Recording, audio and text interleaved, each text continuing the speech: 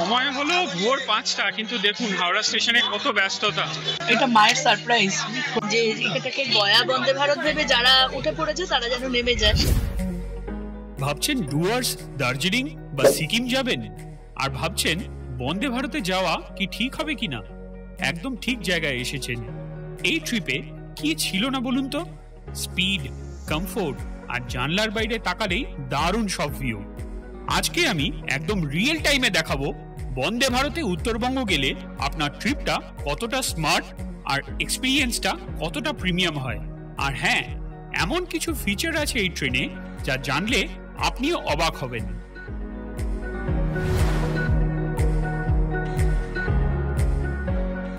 কেমন আছেন ব্রিফিংস পরিবারের বন্ধুরা? আজকে কিন্তু আমাদের মেজাজ একেবারে ফুরফুরে, কারণ আমরা চললাম এক অসাধারণ অ্যাডভেঞ্চারে। এই রুটের সবচেয়ে আধুনিক আর ফাস্টেস্ট ট্রেন বন্দে ভারত।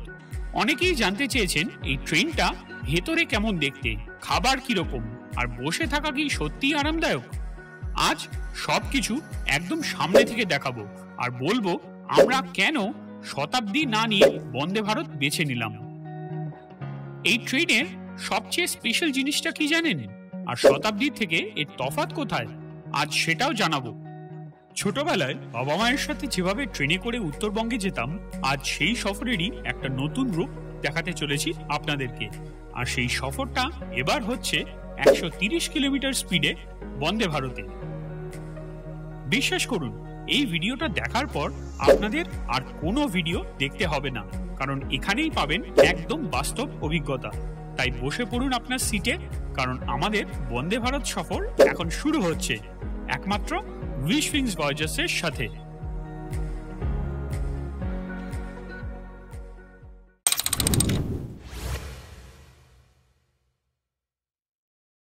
ভোরের আলো ফোটার আগেই আজ উইশফিংসের ঘুম ভেঙেছে। ঘড়ির কাঁটা বলছে ভোর 3টে। ঘুম চোখে চটপট তৈরি আমরা এবারে ট্রিপ মুডে। কিন্তু একবার বেরোলেই মনে পড়ে যায় এটাই তো আমাদের জীবনের সেই সফরগুলো যেগুলো স্মৃতি গল্প হয়ে থাকে। তো সাইড ব্যাগটা হ্যাঁ ডান, আমার ওই চকলেট লিপ বামটা নিচ্ছিলাম। সাইড ব্যাগ নিবি না?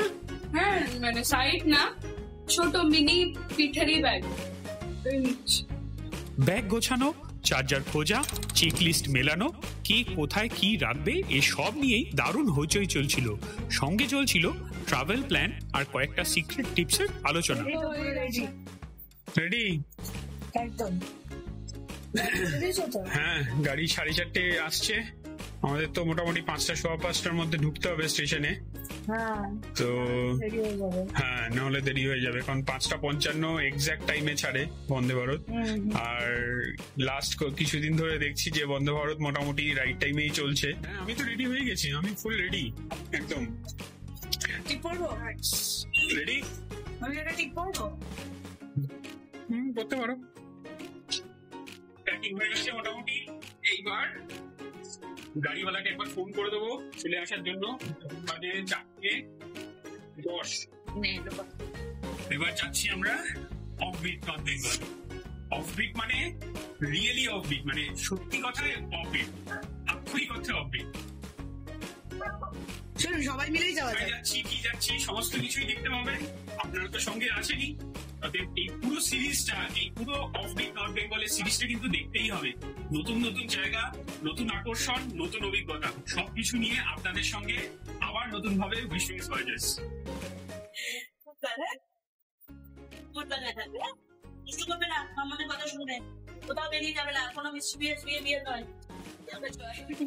ওকে ছেড়ে যাওয়াটা খুব চাপের, কষ্টের লাগে।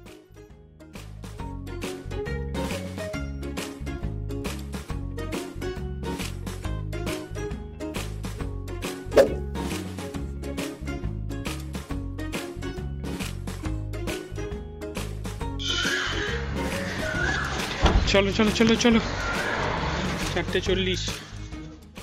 চলো।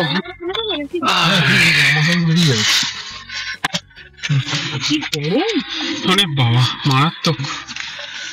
Tata tata. মারাত্মক গরম।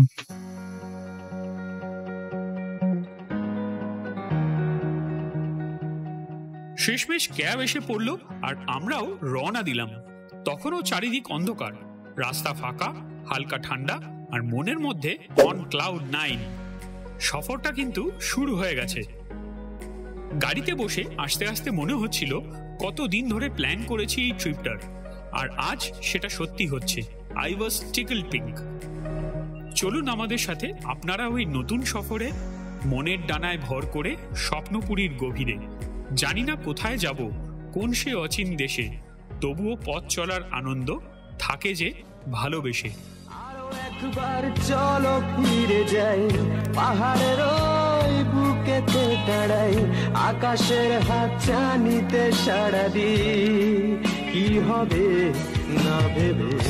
আরো একবার হাতটা ছুঁয়ে দেয়, আজও আমাদের ইচ্ছেগুলো এক, আমি জানি তুই আবার হারাবি নিজেকে। এই প্লিজেন্ট হাওয়াটা কিন্তু দারুণ না? ভোরবেলার দিকে এই হাওয়াটাই সব থেকে ভালো লাগে। আস্তে আস্তে আলো ফুটছে চারপাশে, সুন্দর হাওয়া দিচ্ছে, অ্যামেজিং।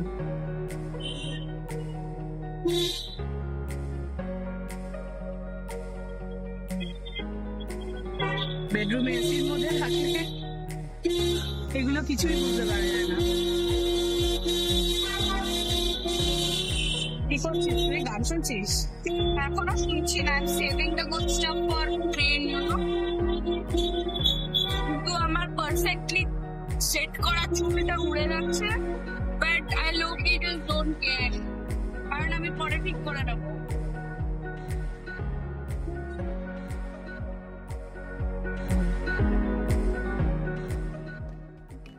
কিছুক্ষণের মধ্যেই চোখের সামনে ভেসে উঠল হাওড়া ব্রিজ। হাওড়া ব্রিজের লাইটগুলো তখনও জ্বলজ্বল করছে। কতবার দেখেও মনে হয় যেন প্রথমবারের মতো দেখছি। তারপর একেবারে সামনে আমাদের সফরের গেটওয়ে হাওড়া স্টেশন।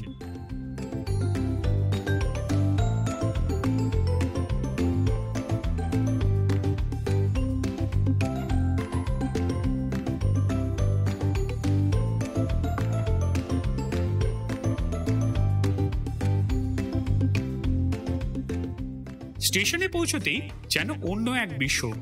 ভিড়, হকারদের ডাক, ট্রেনের হুইসেল, সব মিলিয়ে কলকাতার প্রাণ এখানেই। কিন্তু আমাদের চোখ শুধু একটা জিনিসই খুঁজছে, বন্দে ভারত। সময় হলো ভোর 5টা, কিন্তু দেখুন হাওড়া স্টেশনে কত ব্যস্ততা। প্রচুর ট্রেন এই সময় ঢোকে। কিছু ট্রেন আছে যেগুলো ছাড়ে, যেমন বন্দে ভারত এক্সপ্রেস ছাড়ে, গণদেবতা বা ওই টাইপের যে এক্সপ্রেসগুলো সেগুলো ছাড়ে, কিন্তু ঢোকার ট্রেন অনেক আছে। তাই এই জায়গাটায় এই সময়ে এতটাই ভিড়। ভোর 5টা, ভাবতে পারছেন ভিড়টা দেখুন।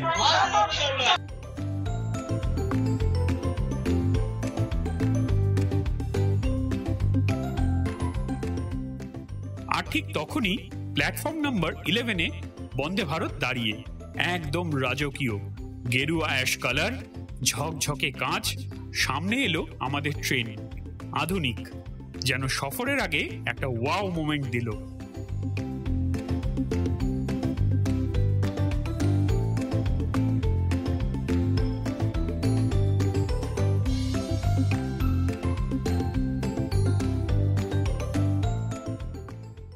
থেকে হেঁটে যাচ্ছি সেই C1 মানে ফার্স্ট কোচ, একদম মানে ইঞ্জিনের মধ্যেই, যেহেতু বন্দে ভারতটা মডার্ন টেকনোলজিতে তৈরি, ICF এর ইন্টিগ্রেটেড কোচ ফ্যাক্টরিতে, যেটা চেন্নাইয়ে অবস্থিত। তো এইখানে একদম ফার্স্ট কোচে আমাদের যেতে হবে। প্রচন্ড গরম, মানে ঘেমে স্নান হয়ে গেলাম একদম। চলুন।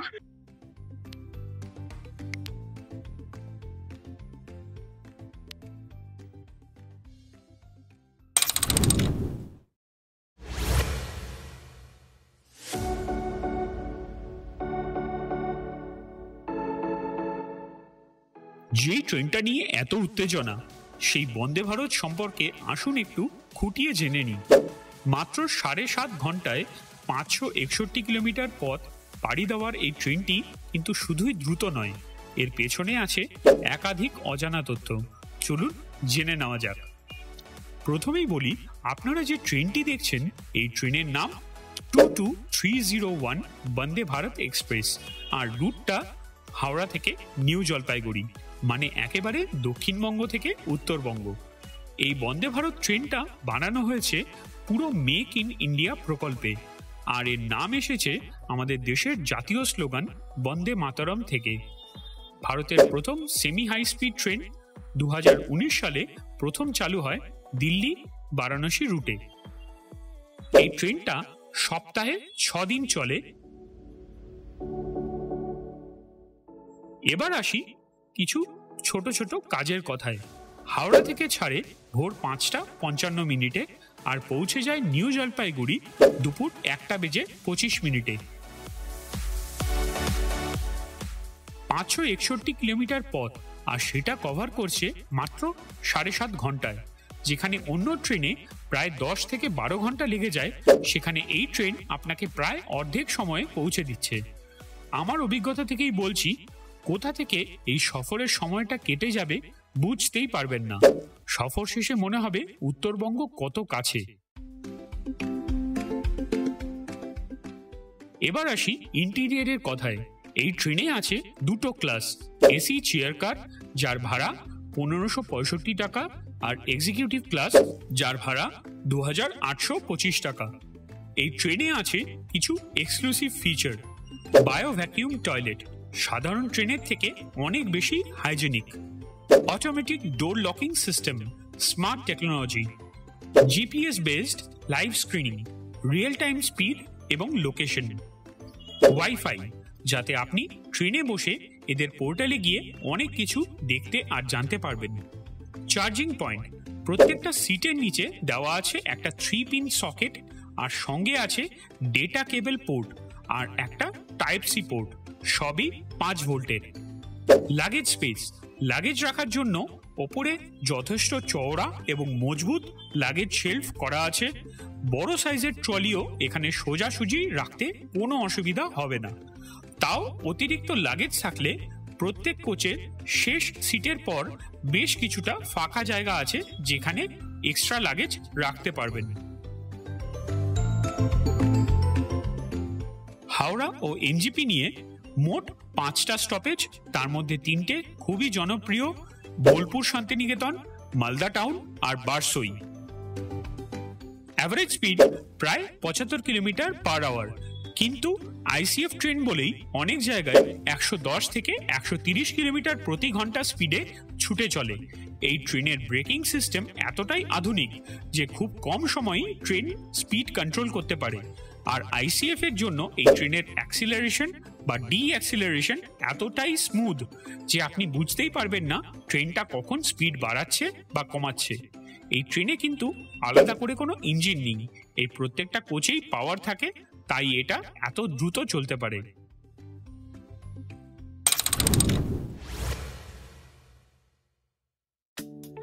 কেমন লাগছে তোমার তো ফার্স্ট টাইম বন্দে ভারত? দারুণ, সিটগুলো কিন্তু খুব কমফোর্টেবল, মানে বেশ আরাম করে ছড়িয়ে বসে যাচ্ছে। লেগ স্পেসটাও খুব ভালো, এখানে চার্জিং পোর্ট সবই আছে, দেখছি নিচে আছে। আলাদা করে এসি ভেন্ট নেই, গরম লাগছে তাই একটু সময় লাগবে হয়তো গরমটা কমতে। যখনই আমরা নর্থ বেঙ্গলে যাই আমাদের কিন্তু পুরো প্ল্যাটফর্ম হেঁটে এসে সবার শেষ মাথা অব্দি হাঁটা।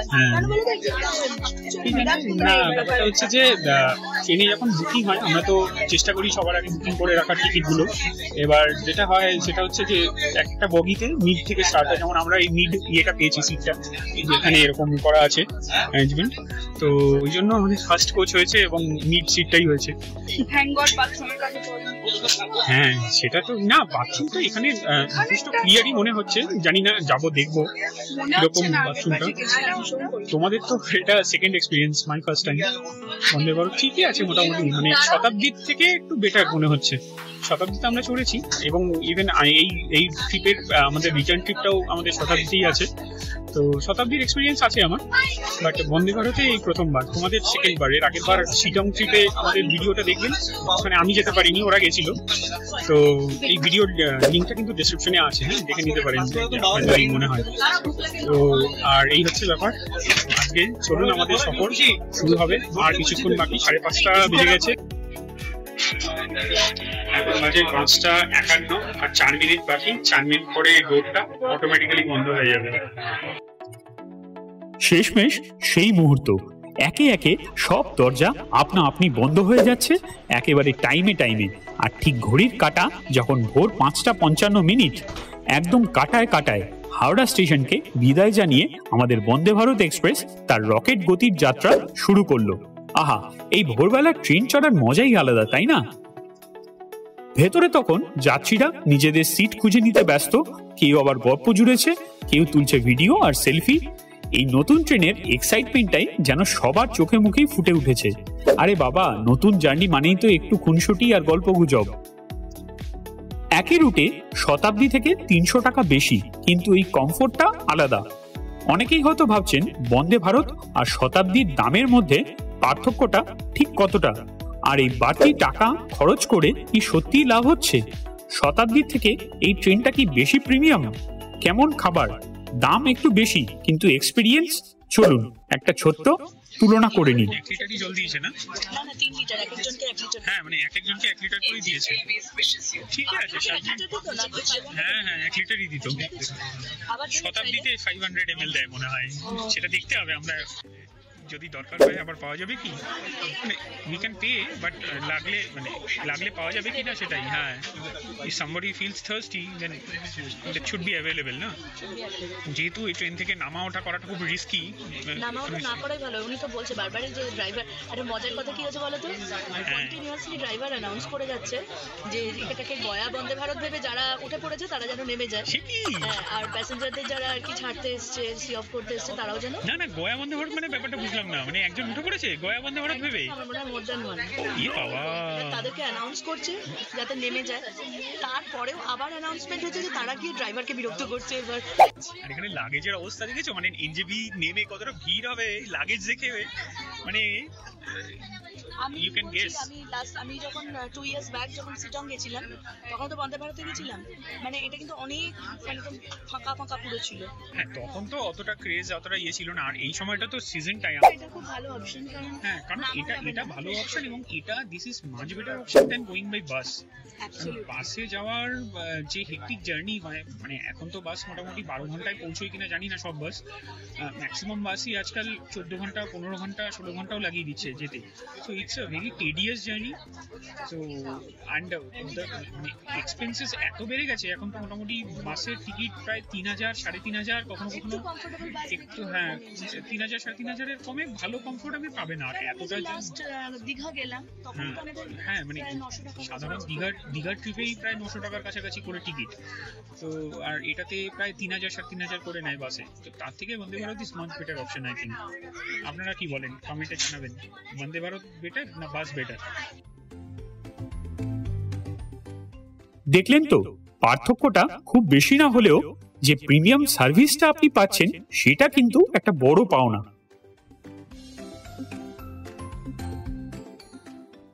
ট্রেন তখন নিজের ছন্দে ছুটছে, আর আমরাও নিজেদের মধ্যে একটু আলোচনা সেরে নিচ্ছি এই ট্রেনটা নিয়ে। যেমন এর স্পিড, সিটের কমফোর্ট, কি সব দারুণ জিনিস। আর বিশ্বাস করুন, ভোরের এই মায়াবী দৃশ্য দেখতে দেখতে কখন যে শহর ছাড়িয়ে গ্রামের দিকে চলে এসেছি বুঝতেই পারিনি। ট্রেনের জানলা দিয়ে বাইরে ধীরে ধীরে বদলে যাচ্ছে শহরের চেনা ছবি। বৃষ্টিমুখর মেঘলা দিনে আরো সবুজ লাগছে গাছপালাগুলো, আর সেই সঙ্গে আমাদের মুডও একদম explore mood.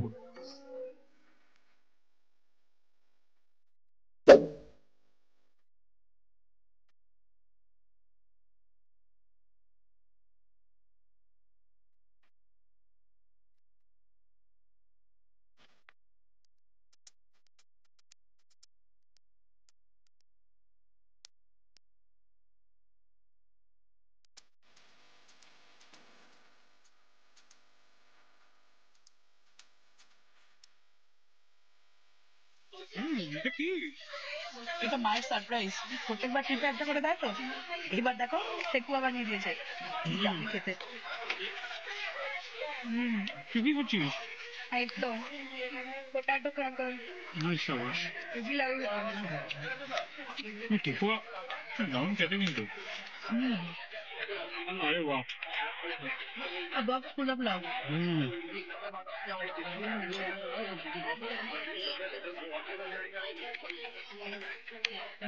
Thank you.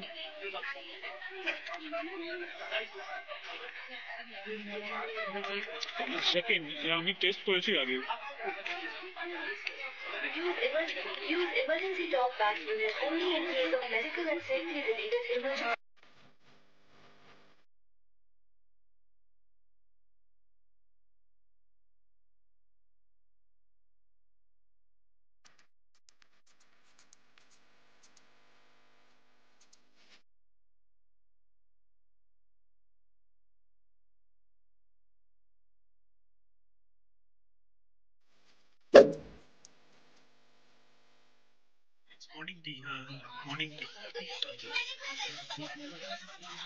Morning টিতে আছে হচ্ছে Digestive system. Unibic oats digestive আর একটা টি কিট এর মধ্যে সুন্দর করে সাজিয়ে দিয়েছে। নাইস। টি কিটটার সঙ্গে মনে হয় চায়ের ইয়েটা লাগবে, মনে হয় গরম জল দেবে বোধ হয়। এখন ডাস্টবিন যেতে ইচ্ছা করছে না, তাই আমি কিছু একটা প্যাকেজ আছে। রিটার্ন না করাটা কিন্তু একটা রেসপন্সিবিলিটি। একদম মোক্ষম সময় হাজির আমাদের সকালে গরম গরম চা আর কিছু খবরের কাগজ। ট্রেন জার্নিতে একটা পারফেক্ট মর্নিং স্টার্ট তো এটাই, তাই না? চায়ে চুমুক দিতে দিতে আর খবরের কাগজের পাতায় চোখ বোলাতে বোলাতে সিটে বসেই আড্ডা শুরু হয়ে গেল।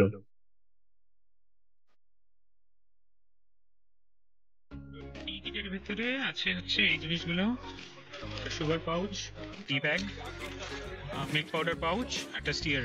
আর এদিকে তো দুটো বিস্কিট আছে। জেনারেলি মারি বিস্কুট দেওয়া হতো, এখন ওটস ডাইজেস্টিভ দেওয়া হচ্ছে। মর্নিং টি একটু স্পেশাল না হলে ভালো লাগে না, দেখি কিছু করার নেই।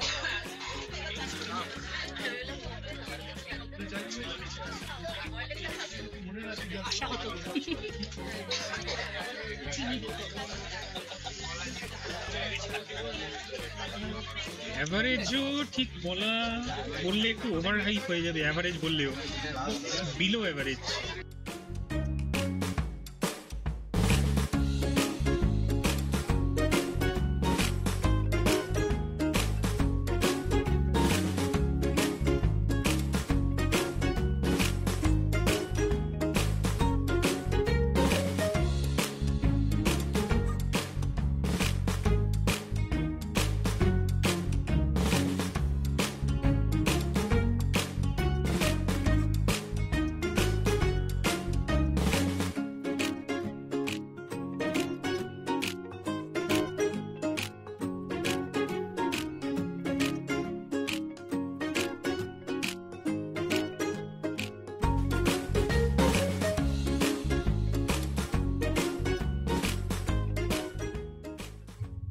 আড্ডা গল্পে মশগুল আমরা, মেয়ে হেডফোনে গান শুনছে। তখনই সার্ভ হলো আমাদের ব্রেকফাস্ট, প্রায় সকাল 7:15 নাগাদ, বোলপুর পৌঁছানোর বেশ আগেই। ও স্যানিটাইজার দিয়েছে। আচ্ছা কি কি দিয়েছে এবার দেখি, দেখা যাক।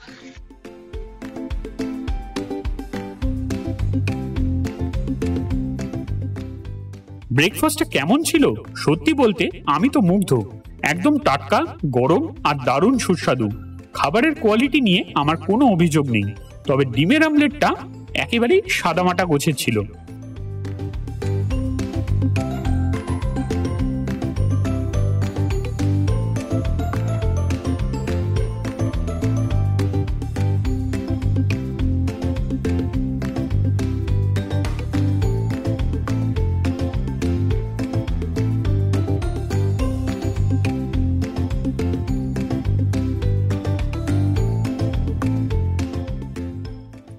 ব্রেকফাস্ট শেষ হতে না হতেই বুঝলাম ড্রাইভারের ঘোষণা, নেক্সট স্টপ বোলপুর শান্তিনিকেতন। জানলা দিয়ে দেখা যায় লাল মাটির পথ আর শালবনের শাড়ি, ঠিক যেন রবীন্দ্রনাথের কবিতার লাইন। ভিডিওটি ভালো লাগলে লাইক করবেন আর আমাদের সাপোর্ট করতে চ্যানেলটা সাবস্ক্রাইব করে দেবেন। একটু কমেন্টে জানাবেন এই সফর আপনাদের কেমন লাগছে।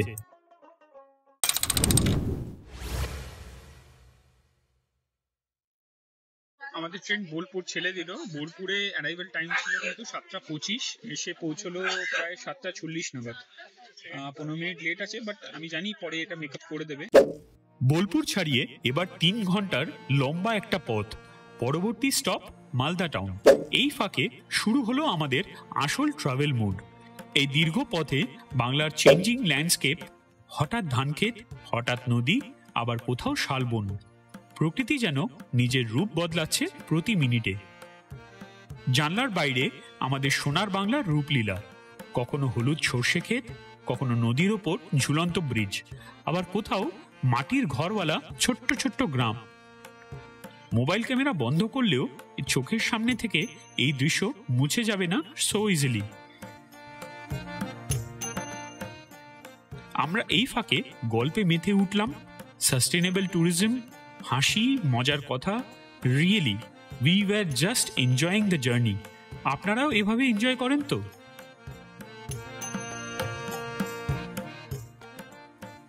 আসলে এই রকম ট্রিপে শুধু সময় জায়গা বদলায় না, বদলায় মনের অবস্থাও। অফিস, টেনশন সব পেছনে, এখন শুধু জানলায় তাকিয়ে থাকা আর গল্পের মজা।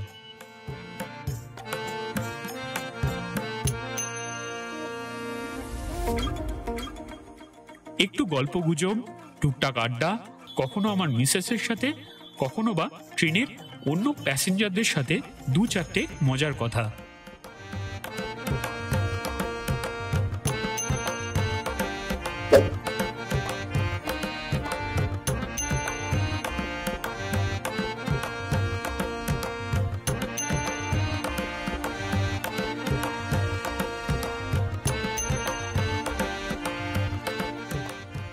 পথ এখনো শেষ হয়নি, এই তো সবে শুরু।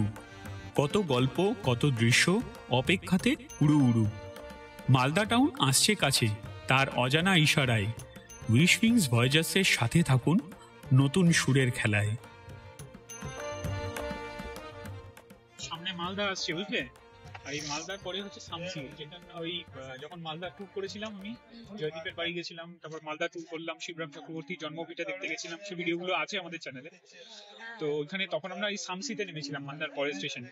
এবং সামসি থেকে আমরা ট্রেন ধরেছিলাম পদাতিক এক্সপ্রেস। রাত 11:30টায় আসার কথা ছিল, উঠে এসেছিল বোধহয় রাত 1:30টার সময়।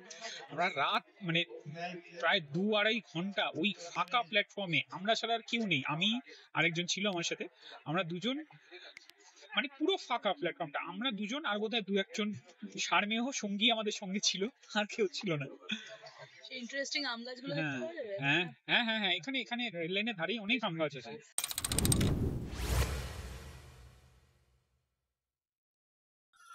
সকাল গড়িয়ে এখন প্রায় বেলা 10টা। আমরা এসে পৌঁছলাম মালদা টাউন স্টেশনে। ট্রেন থামতেই অটোমেটিক দরজাগুলো খুলে গেল। অনেকেই একটু ফ্রেশ হওয়ার জন্য বা টুকটাক কিছু কেনার জন্য নেমে পড়ছেন।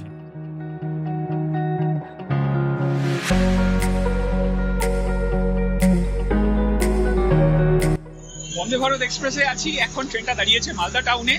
বৃষ্টি হচ্ছে, ট্রেনটা অনেক বিফোর টাইম ঢুকে গেছে, 10:22-এর টাইম। আর এখানে দেখুন ডিসপ্লে বোর্ডে টাইম কটা দেখাচ্ছে, 10:04। আরো 2 মিনিট আগে ঢুকেছে। আমি জাস্ট নামলাম দরজাটা খোলার পরে। অপূর্ব, মানে এত বোলপুরে একটুখানি লেটে ঢুকেছিল, বাট এটা অনেকটাই মেকআপ করে দিয়েছে। আর ড্রাইভারের থেকে জানতে পারলাম যে 10:25-এ এটা ছাড়বে। 22-এ অ্যারাইভেল, 25-এ ছাড়ার টাইম। তো এতক্ষণ তো ওয়েট করবেই, তাই একটুখানি সাহস করে নিচে নামলাম ভিডিও শ্যুট করার জন্য। দেখা যাক কেমন লাগে। বৃষ্টি কিন্তু শুরু হয়ে গেছে উত্তরবঙ্গে। আমরা যাচ্ছি উত্তরবঙ্গের অনেকগুলো অবধিক লোকেশনে, দেখা যাক সেখানে কতটা বৃষ্টি থাকে। আশা করবো দিনের বেলাগুলো যখন ঘোরার টাইমটা আছে সেই সময়টা বৃষ্টি থাকবে না। মালদা টাউনকে বিদায় জানিয়ে এবার আমরা এগোচ্ছি আমাদের পরের স্টপেজের দিকে, বারসই, যেটা বিহারের কাটিহার ডিস্ট্রিক্টে পড়ে। হাওড়া থেকে প্রায় 421 কিলোমিটার পথ আমরা ইতিমধ্যেই পেরিয়ে এসেছি। আর মালদা থেকে এই বারসইয়ের দূরত্ব প্রায় 91 কিলোমিটার। সকাল 11:28 নাগাদ আমরা পৌঁছে যাব বারসইতে। আবারও শুরু হলো সেই টুকটাক গল্পগুজব আর বাইরের অসাধারণ সব দৃশ্য। আপনারা লক্ষ্য করেছেন কি, ল্যান্ডস্কেপটা কিন্তু ধীরে ধীরে বদলে যাচ্ছে। এই যে আমরা এখন যেখান দিয়ে যাচ্ছি, এটা কিন্তু আক্ষরিক অর্থেই উত্তরবঙ্গ অঞ্চলে প্রবেশ করে ফেলেছি। মানে আমরা এখন সেই পাহাড়ি আর সবুজ ঘেরা অঞ্চলে আরও কাছাকাছি চলে এসেছি। যার টানে আমরা বারবার ছুটে যাই।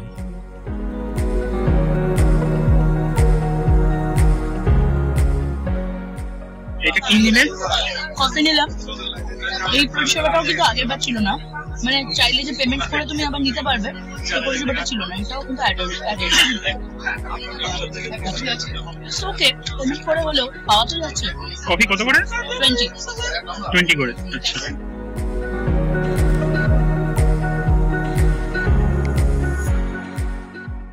আর এই লম্বা জার্নিতে পেটের দিকেও তো একটু খেয়াল রাখতে হবে, তাই না? ঘড়ির কাঁটা বলছে দুপুর 12টা প্রায় বাজে। আর দুপুর 12টা মানেই কিসের টাইম? একদম ঠিক ধরেছেন, লাঞ্চ টাইম।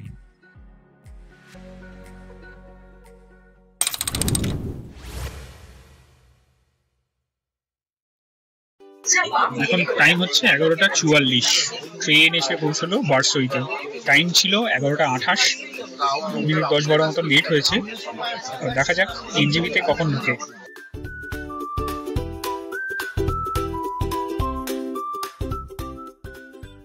দুপুর 12টা বাজতেই চলে এলো আমাদের লাঞ্চ। কিন্তু প্যাকেটগুলো খোলার পর প্রথমেই যা মনে হলো, কোয়ান্টিটি এক কথায় মাইক্রোস্কোপিক। হ্যাঁ, খারাপ না, স্বাদ মোটামুটি ভালোই ছিল, কিন্তু কার পেট ভরবে বলুন তো এইটুকুতে? বিশেষ করে যারা ভোর 3টে উঠে ট্রিপ শুরু করেছে তাদের জন্য তো একেবারেই এনাফ না। লাঞ্চের পরিমাণ এতটাই কম যে বিস্কুটের প্যাকেটটাই হিরো। এটা কিন্তু লাঞ্চ হলো না, very limited quantity is less. Taste wise মোটামুটি ঠিক আছে, চলে যায়, টেস্টের ব্যাপারে কিছু বলছি না। রাইসটা কোয়ালিটি খুব একটা ভালো নয়, তবুও কোয়ান্টিটি ইজ লেস। যাই হোক, কম হোক বা বেশি, দুপুরের খাবারটা আমরা শেষ করে নিলাম। এবার সব গুছিয়ে নেওয়ার পালা, কারণ আমরা কিন্তু আমাদের গন্তব্যের একদম দোরগোড়ায় পৌঁছে গেছি। নিউ জলপাইগুড়ি, আমাদের স্বপ্নের পাহাড়ের প্রবেশদ্বার।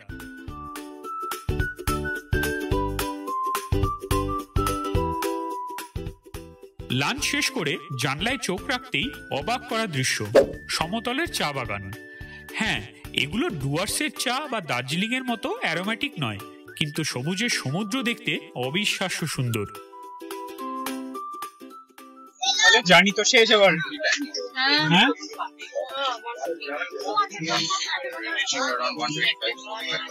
জার্নি শেষ অলমোস্ট। আর মোটামুটি 5-6 কিলোমিটার বাকি, 10 মিনিটের মধ্যে পেয়ে যাবো। It's a kind of mixed experience. The journey was awesome. Journey নিয়ে কোনো কথা হবে না, শুধু জাস্ট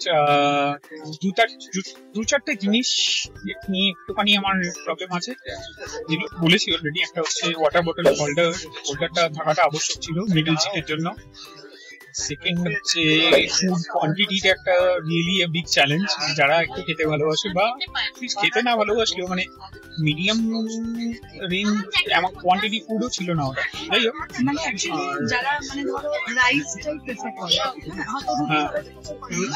জেনারেলি আমাদের এই ইস্টার্ন জোনে এবার ট্রেন ঢুকতে এবার অ্যানাউন্সমেন্ট হবে, কিছু বলতে পারবো না। এনজিপি নেমে কথা বলছি, বাকি জিনিস যা আছে সব এনজিপি নেমে বলছি। চলুন।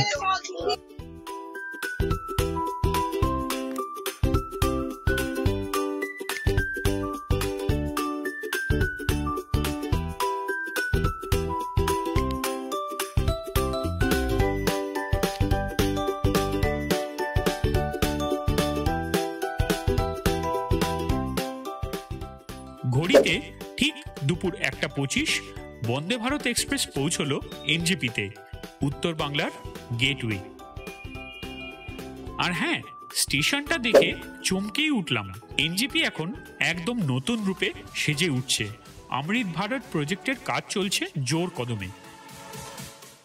এনজেপি পৌঁছেই আপনারা সহজেই শেয়ার গাড়ি বা ট্যাক্সি পেয়ে যাবেন দার্জিলিং, কালিম্পং বা গ্যাংটকের জন্য।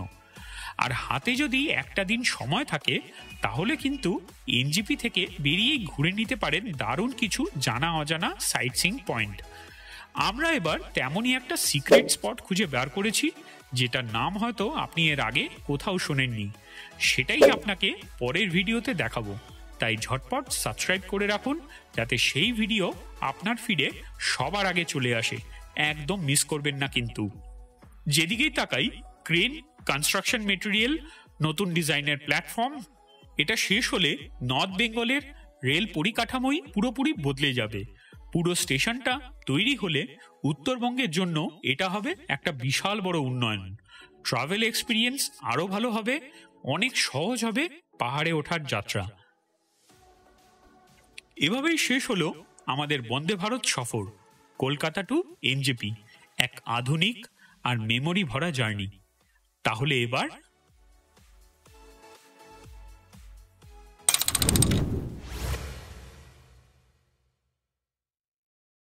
এনজেপিতে পা রাখতেই শিলিগুড়ির ফ্যামিলিয়ার গন্ধ।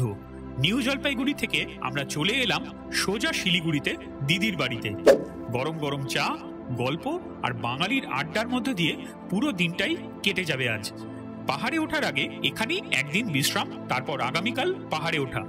আর হ্যাঁ, এখানেই কিন্তু শেষ নয়, আমরা এবার যাচ্ছি এমন কিছু জায়গায় যেগুলো হয়তো এখনো অনেকেরই চেনা নয়। অফবিট নর্থ বেঙ্গলের গভীর জঙ্গল, পাহাড়ের গা ঘেঁষে থাকা কিছু গোপন রত্ন, যেগুলো আপনারা আগে খুব একটা দেখেননি। এই পুরো সফরের ভিডিও আসতে চলেছে এক এক করে, তাই উইশউইংস ভয়েজার্সের সাথে থাকুন। আমাদের এই যাত্রায় আপনিও হন সফর সঙ্গী। এই ভিডিওটা ভালো লাগলে লাইক করুন, শেয়ার করুন আপনার সেই সব পাহাড়প্রেমী বন্ধুদের সাথে, আর কমেন্টে জানান উত্তর বাংলার কোন অফবিট জায়গা আপনি এক্সপ্লোর করতে চাইছেন। বন্দে ভারতের টাইমটা কি সকালে না করে রাতে করলে বেটার হতো?